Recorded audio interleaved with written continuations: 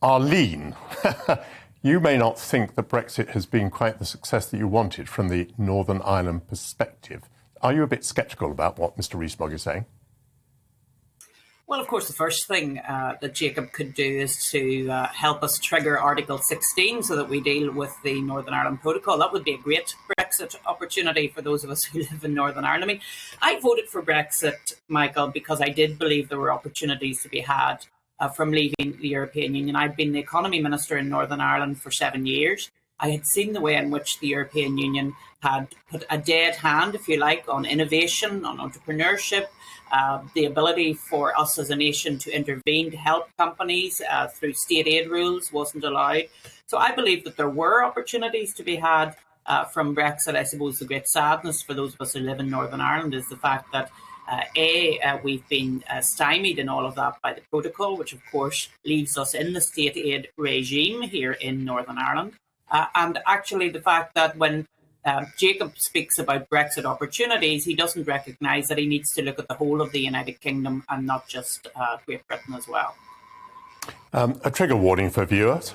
We are now conducting a discussion amongst 3 people who voted for Brexit, which may be pretty unusual. Paul, have you been disappointed at the way the country has exploited its opportunities? Do you have much faith in what Jacob Rees-Mogg is saying about the future?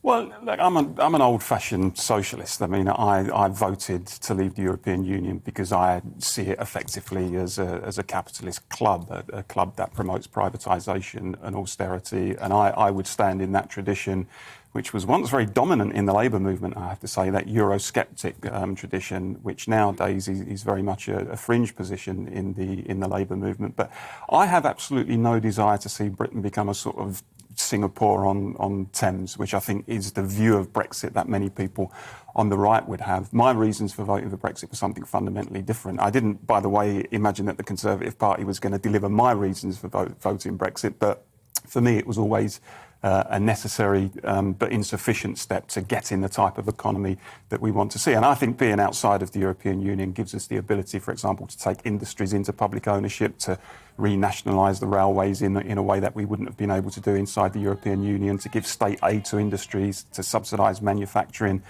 all of the sort of things that you would probably oppose, Michael, but you know, as far as I'm concerned, are fundamental to rebalancing the economy in this country and delivering a fairer society.